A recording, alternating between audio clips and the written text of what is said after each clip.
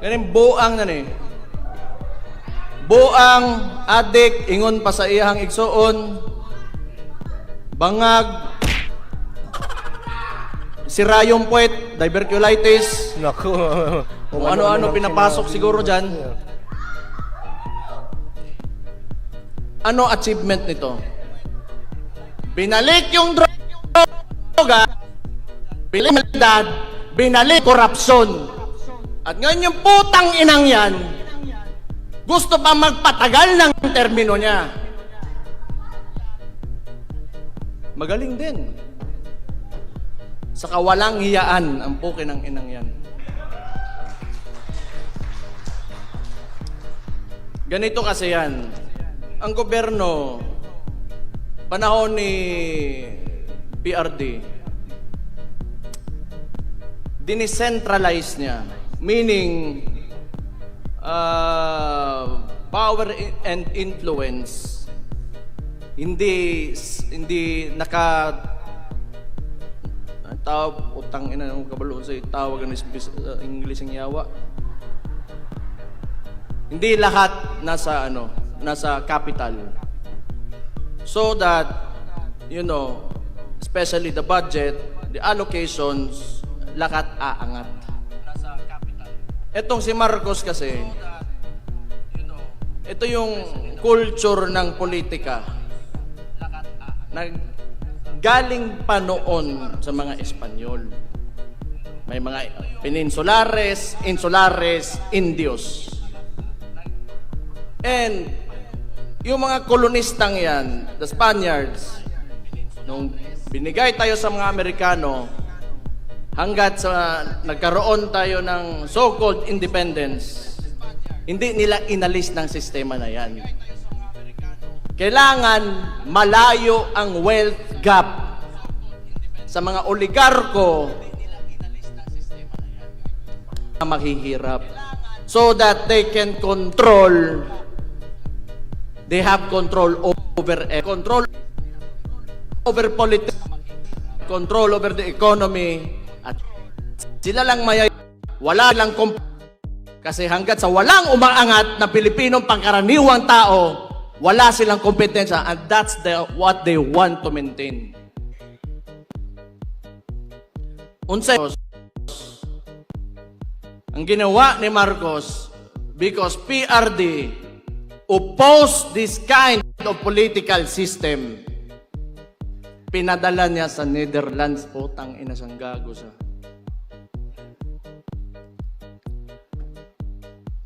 Mali and Niger had a joint statement that the ICC is an instrument of neo-colonial powers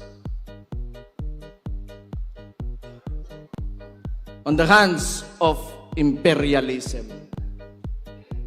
Tanawan ninyo,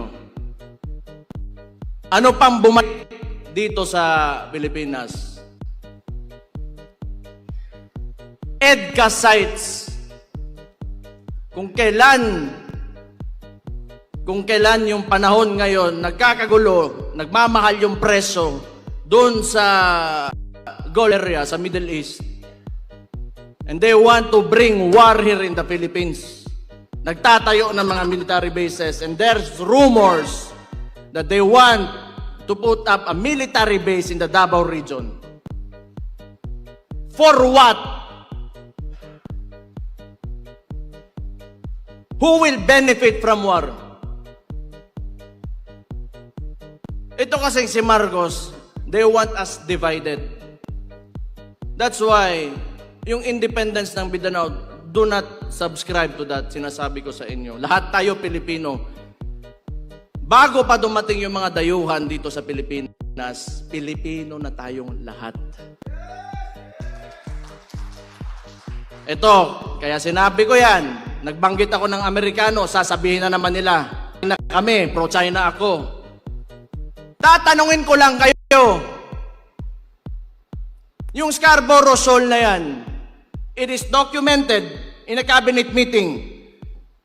Andun si Trillanes, si Ochoa, They were questioned by Enrile during the time of Aquino. Noong panahon ni PRD,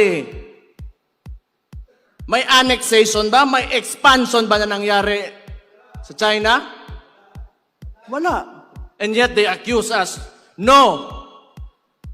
It's because si PRD wanted an independent foreign policy. That's why he was taken to the ICC.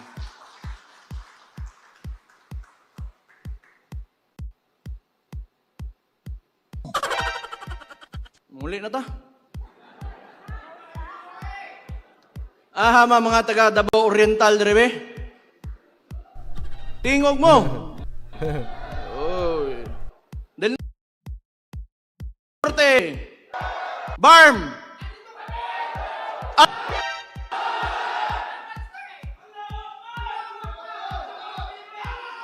Davao del Sur. Uy, gibutang mo mas likod. Luuya gud ninyo. Occidental. Usara ka buok. Di, bitaw. Ang sinasabi ko lang, si Shoutout PRD po kasi sa mga viewers pinangga. natin dyan. Shoutout po sa mga viewers dyan, sa mga sumusuporta, sa mga katotohanan. Pakilagay lang po ang iyong mga comment at babasahin natin maya-maya ulit, no? Babasahin natin. Talaga yung mga issues ng Pinas that have been encumbering us, Sabi ko nga, basta tama, suportahan natin. Pag mali, punahin natin. Sapagkat tayo ay kasama sa mamamayan, sa gobyerno, at nanggagaling sa atin ang mga sinasahod ng mga politician na yan. And discernment lang po. I-discern natin ang lahat ng lumalabas sa social media bago natin husgahan sila, sapagkat ang politics ay talagang napakarumi.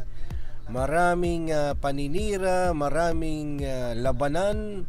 Kahit sa social media, andyan yung kampihan, pero nasa atin pa rin ang pagpapasya pagdating ng mga eleksyon.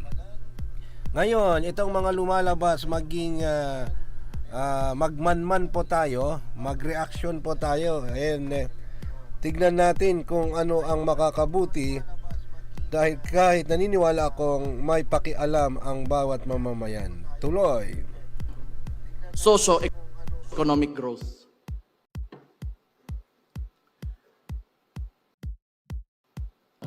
Maybe, probably, these oligarchs want the Filipinos. Kasi nga, pag ikaw may negosyo, you do not like competition eh. When you give everybody a chance and to, lift themselves out of poverty, tapos they will speak against you and, criticize. Ayaw nila nun.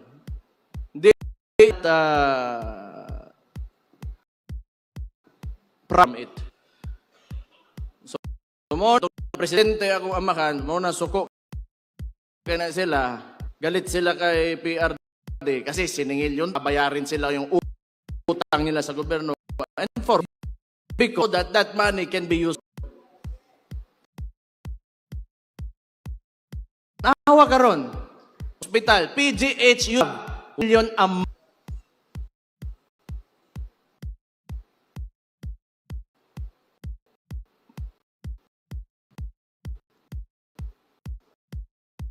Nasaan ngayon?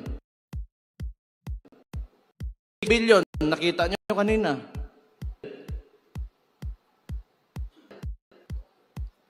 Bakit ka, bili mo ng gamot? Ano pambili mo ng bigas ngayon? Ano pang gastos mo sa mapupunta ang pobre na Pilipino if the government will not deliver the basic services that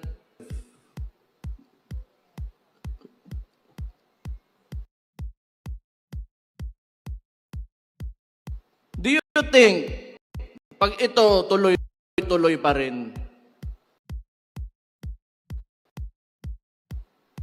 may bad think na we in a future we're comfort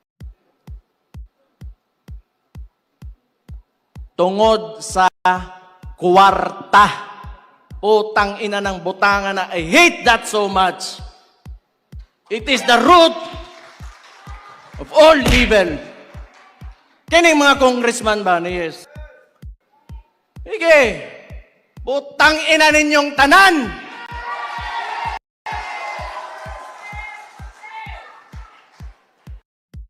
Kamo, musod mo politika. Papasok kayo ng politika.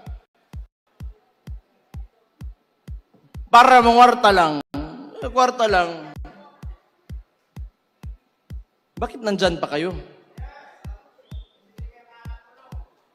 Bakit? You just want yourself to, you know, like, you want everybody to see that you have a better house, a better car, you are richer than anyone else in your community? Yan lang? Para sa kinabukasan ng bayan natin? Utang ina, umalis na kayo dyan.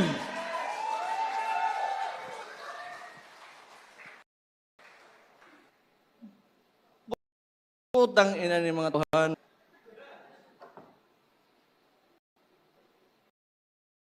Yun po si Mike Defensor.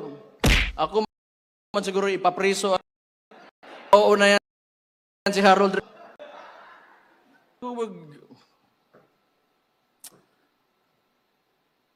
You know, I'm really sick and tired of politics. Noon pa naman yan, before I naging vice mayor ako. Isa pang binalik ng adik na pangulo na sabi ng kapatid niya, hindi, kailangan ko i-put into a, you know, para sasabihin naman ni Matibag na, oy, ano, sinabihan mo adik, ala, ikukulong ka, pusasan ka, pakyo ni mong buhanga ka.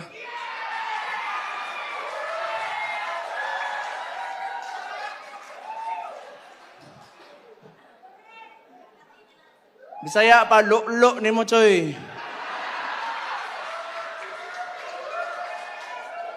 You know, tama si Mike eh. Tama si Mike. This is not even a silent martial law. It is martial law without normality. Ang dami nang nakukulong. May mga kaso, and for what? Because they opposed, you know, the actions of the administration. Why is that so? That would be good for you to fix your country.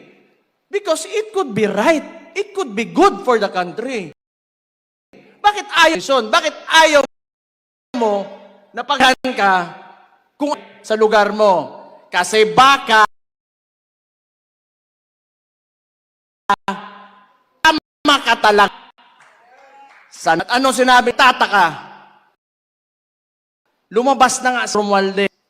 That was actually an admission. There are anomalies.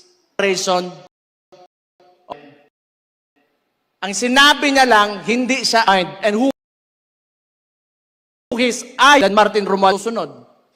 Sino paperman ng budget? Ferdinand Bongbos Jr. Adik Bangag. Sabi ng kapatid niya.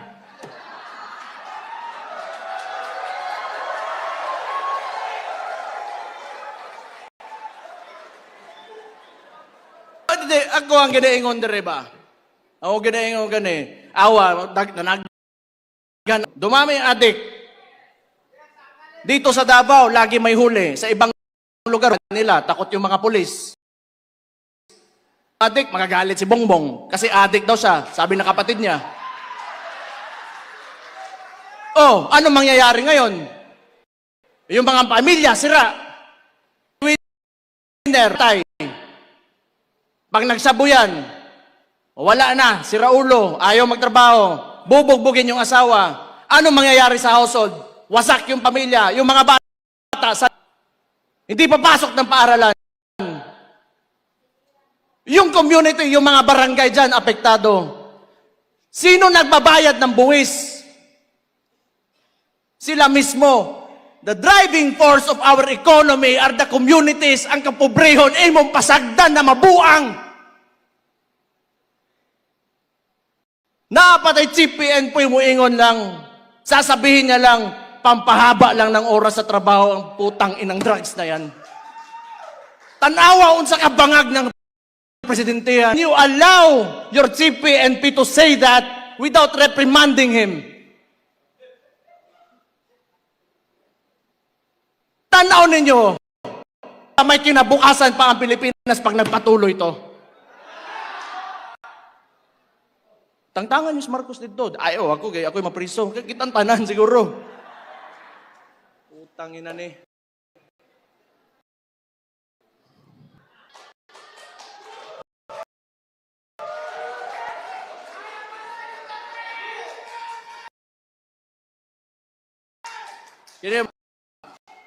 Yun yung sa... Balikon lang nako ani mga congressman. Ako, believe ako doon sa, how many do we have who said no? 25? Give a round of applause to those people.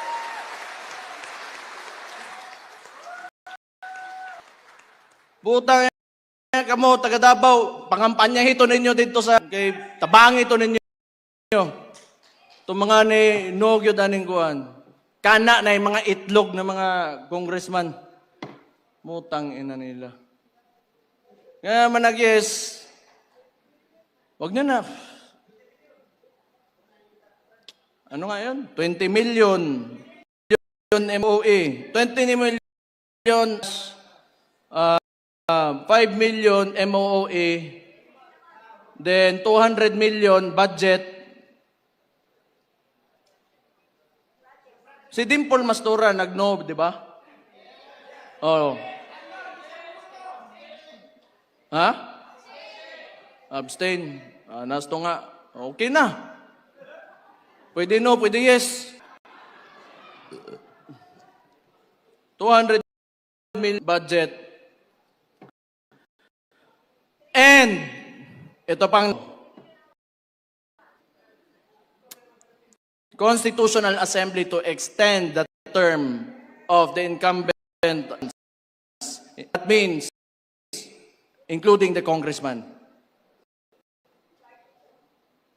Kung nakinig lang kayo sa before the midterm election, I already spoke, I said this everywhere I went. Yung bangag na yan, ayaw bumaba. Kasi alam niya, pag bumaba siya, makukulong siya. Nasa leader yan lahat. Kayo, mga leader kayo sa lugar nyo. If you allow looting of, public funds, then that is because you allowed it. If you do not allow it and you have strict policy against corruption, hindi talaga mangyayari yan. Ang problema, sabi nga ni Martin Romualdez, hindi siya ang mastermind. And sino yung leader? Ulo. Pilipinas ngayon. Marcos. I do not know if Martin was pertaining to kaning adik nga way uwaw, bawba nga presidente nato. Kon siyang igsuon ha. Sabi ng kapatid niya. Ang bawba totoo yan kasi kausap ko yan kasi tinulungan ko yan yung kampanya. Bawba ang tawanan eh. Pero noon, sa totoo lang, talaga ako, akala ko, wala lang, parang lang talaga to. Parang bata lang ba? Ngayon, bata talaga at adik pa talaga, sabi ng kapatid niya.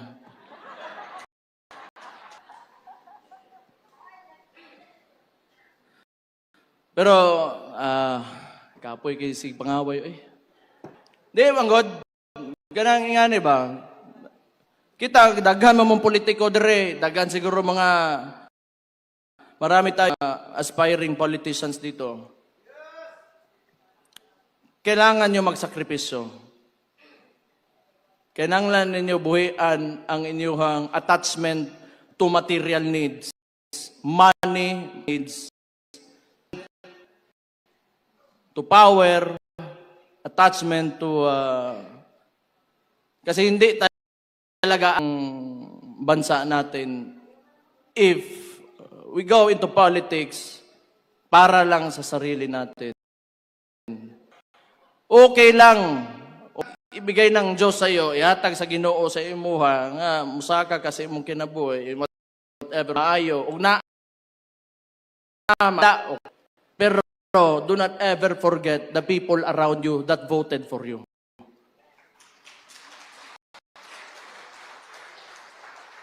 Kinahanglan, pag ikaw nas politika, ang imong gipampili na mga tao, mga pinili mo lang na mga tao at ikaw yung aangat. Unahin mong angatin yung mga tao. Huli ka na talaga. Maunang politika. Manerbisyo ka Mo gani ang tawag na public servant.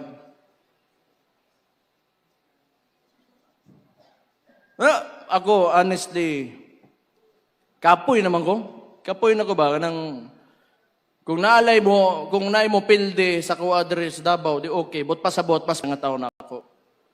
Kay, I do not want to work in government for a president na ganito. Because nothing is happening. The people are suffering more and more. And I do not want to be a part of it. Na complicit ko sa nangyayari sa mga tao ngayon. But fortunately for me, Davaoenos, Davao region, are very resilient people. Mabuhay raman ko tag ginamos. Kaya kanang saging, okay na. Pero kani mga tao sa mga urbanized sections of the country, medyo lisod Dire natay prutas, di man permi pod pero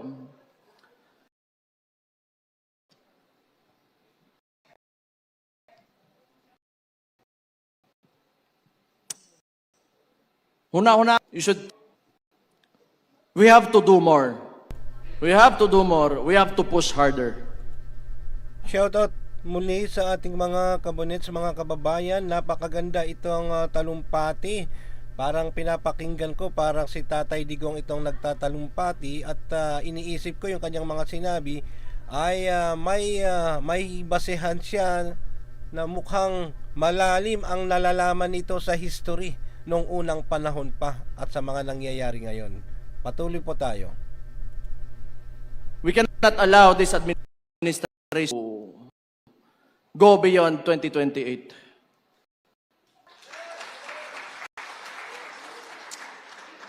Ganito yung structure nila So, they are supporting the left, the extreme, mga makabayan, the NPA, because, and probably, coming from the statement of Marbil, is only to extend the work hours of people.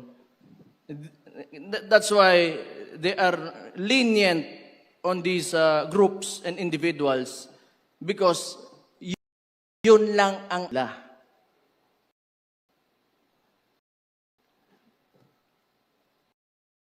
talaga na inayos ng previous administration by PR, binalik talaga ni Marcos. And look at what happened. Look what's happening to us now.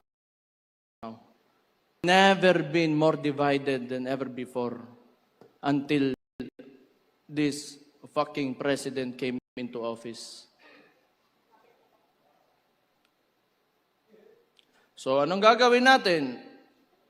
Since The Vice President has already announced her candidacy for the 2028 elections. Ngayon pa lang, magsisimula na tayo.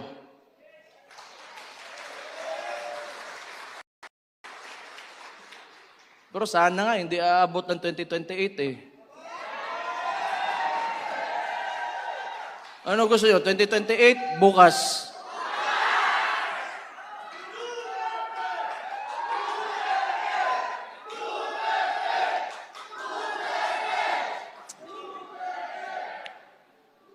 Kana, naagin na inyo hagyod. Taraw ninyo, ano ko'y pang kita mga kabisayaan ba? Kunaan ng Malacanang dire, humana ni ugma, no?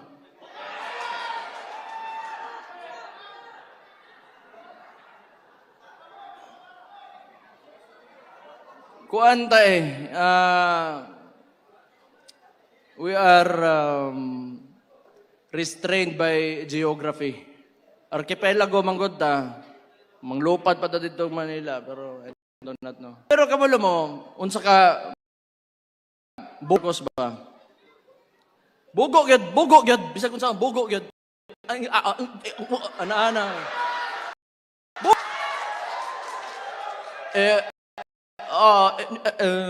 Wala tayong magagawa. Pag may nangyari, wala tayong magagawa. Kaya natigpan nyo. Limpyo tayo ng white powder dire. Usa ba chinchanso? Ilong.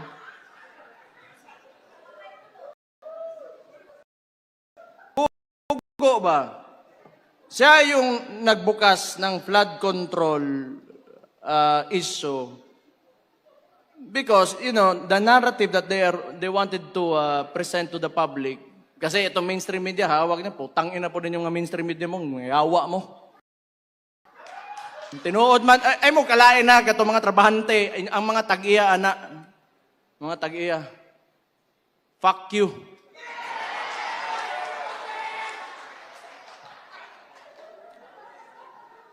So they wanted to, form this narrative that Marcos, Bongbong Marcos, is the savior. So, PowerPoint pa, nga murag kinsang maestro ang gago. Oh, these are the contractors that, had... Contractor? O ikaw? Nga na ka... Utang... Scammer ng tawhana gyud. Scammer gyud.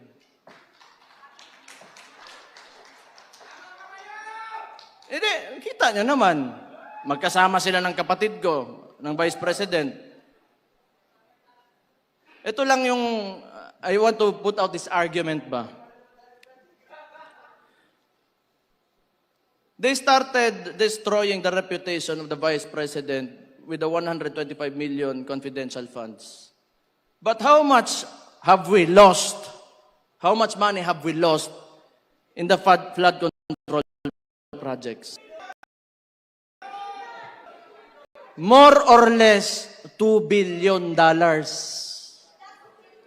And now they want to impeach President?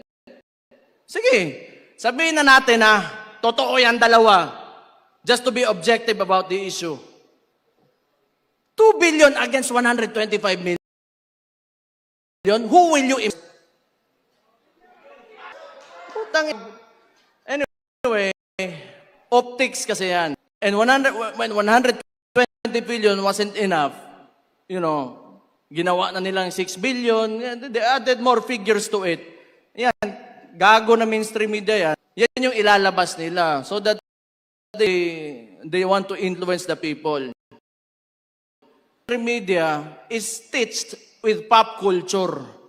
And people do not, are used to looking at mainstream media and pop culture. Kaya yung tao, nagugoyo ng administrasyon na to kasi hawak nila yung media eh. So, isa i-monetize pa rin nila yung But again, fuck you.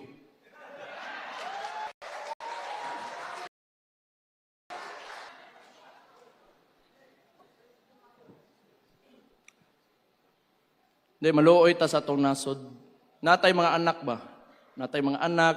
Ako'y mga anak. Namoy mga apo. Unya, future ba? Future.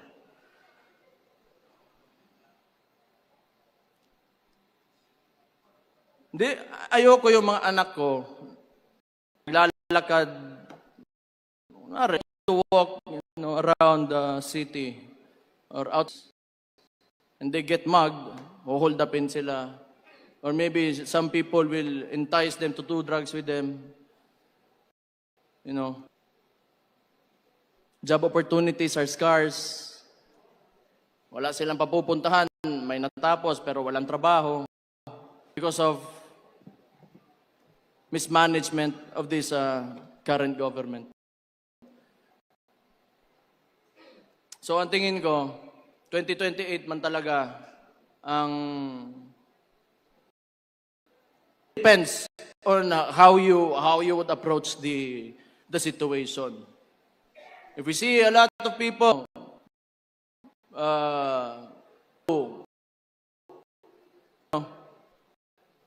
take Marcos out of office, then that could happen. If not, there is 2028. So kaya sinasabi ko, we should start now because seeing an administration that will use all the money that you paid as taxes in this government, VP Inday Sara Duterte. That is what happened in Congress and probably, pero kaning mga senator, I think kailangan na to palakpakan nga ni Kapulit agwa. So your support to these senators means a lot. Whatever you can, social media lang talaga tayo, hanggang social media lang talaga tayo eh. Yung mainstream media, fuck you again. Just hold out your support for it will mean a lot to them. Discuss among your communities, discuss to, you want to not really convince but tell story on what in the governance of President Rodrigo Roa Duterte and why it should continue in 2028 through VP Inday Sara Duterte.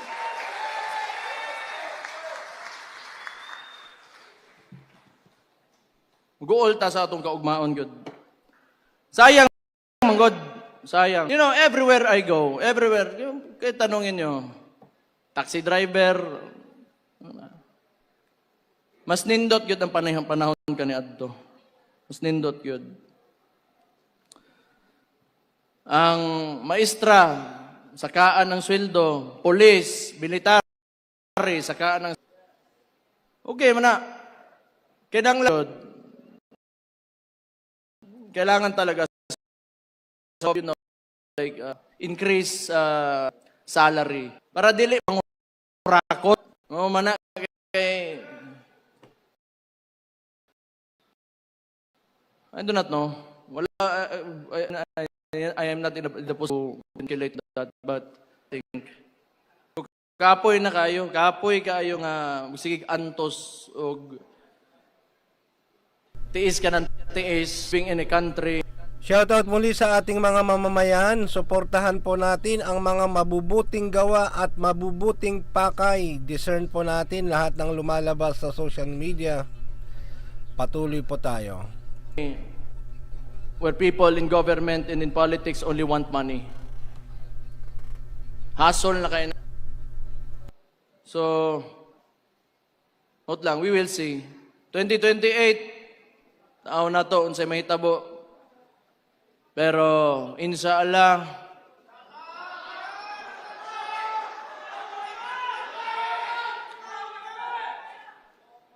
dili mismo butang dalang ato ang kandidato si Inday Sara Duterte, pero ang Pilipinas mao Pilipino.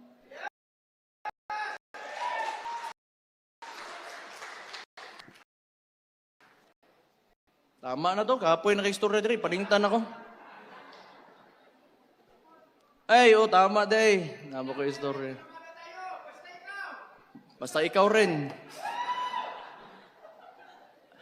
Ako, unahan ko muna sila John Vic at saka Auntie Claire. Auntie Claire, si Mayor Baste, kung ano-ano na pinagsasabi, man totoo yun. Una na takadaan day, kapoy ka, kag-alo.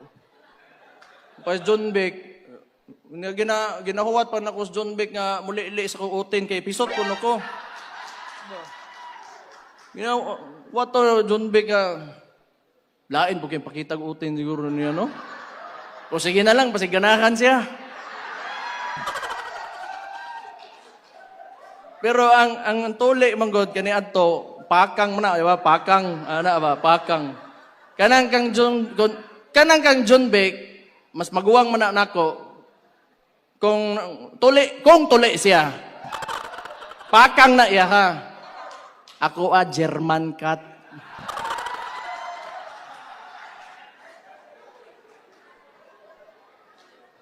Yawa basta DILG secretary moro na mo ingnon unsa man ka eh. Yun lang sasabihin mo. God damn it.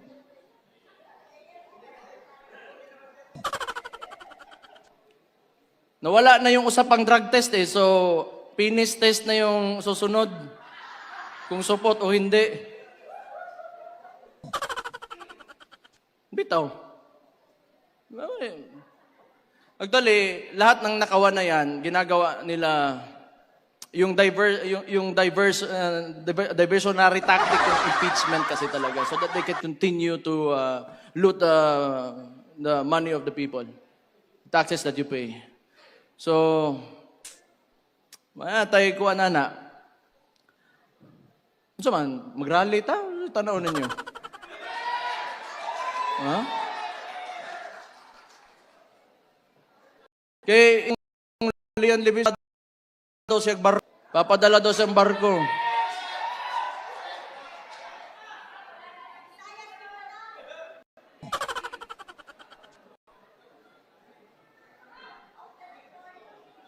Pero I do not think kung 2 years, etong 2 years na to, mas lalala pa yan. Itong nangyayari ng mga kadalanggod, sa mga eh.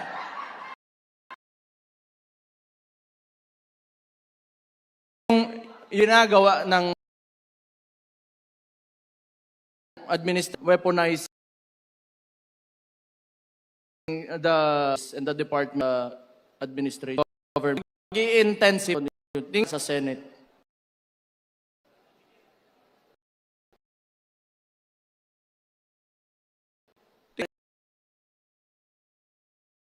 Nagputukan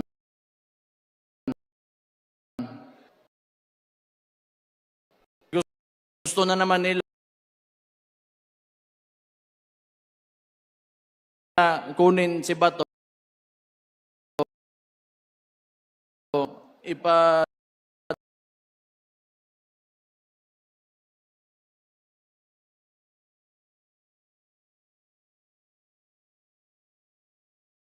dala doon sa ICC. Nalungkot ako. At the same time, medyo masaya rin kasi may kasama na yung tatay ko doon if ever that will happen. Yeah, bad joke. It's a bad joke. But, ningana, itong administration, it's right mind. Wala talaga yan. Addict patid niya. Addict talaga. And then, because si Lam, that's why Lisa Aranetas of the Rojases. Actually, walang yan si Marcos alone. The one moving for Marcos, and at the same time, nitira siya liberal party. Kasi wala siyang makinarya. Tapos, Marcos, DDS, and the L, they want to eliminate DDS in this. Tapos ngayon, gusto nila sa finals, yan yung dyan. Pero wala, di nila tayo kaya.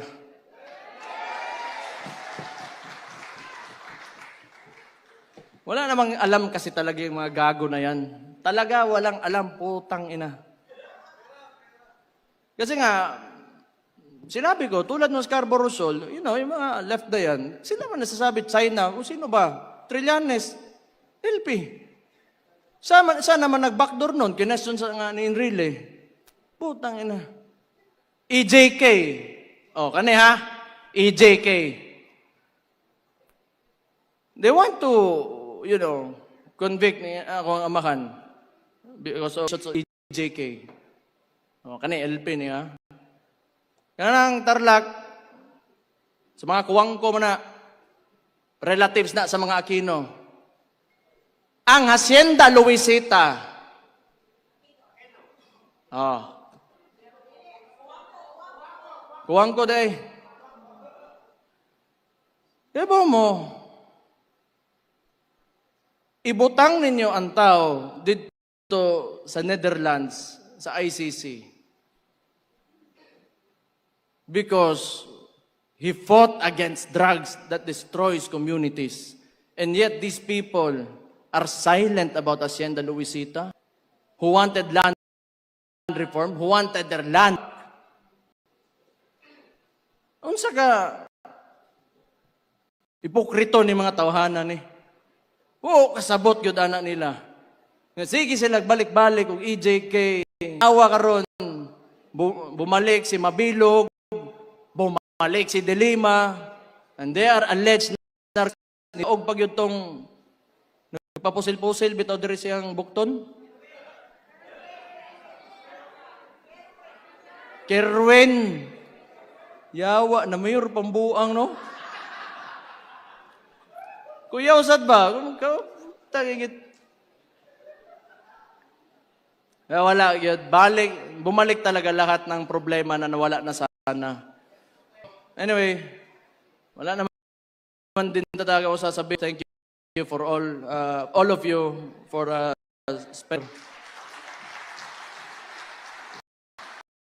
I just want to tell you, you know, like future, we should think about our children, your grandchildren. We should aim for a better country, much better than this one, a lot better than this one. O gihatag unta sa Ginoo, inshallah. So, to end this, tayo, close na, para kay VP Inday Sara Duterte. Lahat nandito, dahil hindi tayo susuko. At hindi natin tatanggapin ang ginagawa ng administrasyon ngayon. So sisimulan na natin, ngayon pa lang, si Sara Duterte sa 2028, ulo ng Pilipinas. Mabuhay ang